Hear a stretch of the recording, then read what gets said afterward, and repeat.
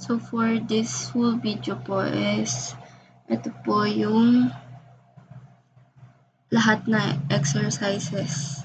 So this is the exercise 2. And then this is the exercise 1.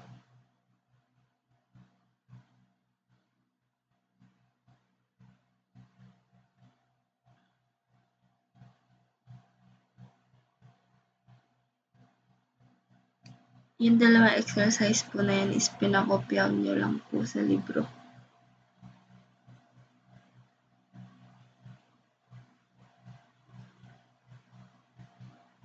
And then this is the exercise 3, which is log in as J. De La Cruz and Rose T.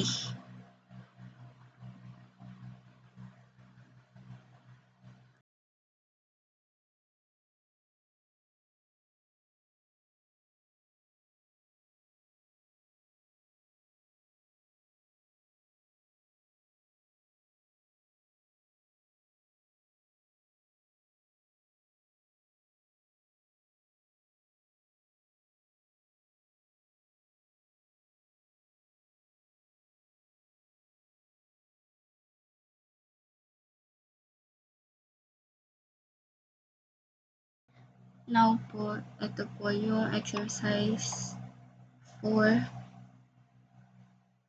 Ayan po.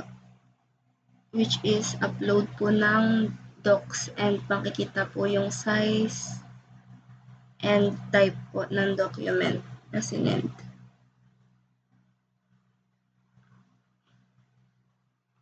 So, ayan po.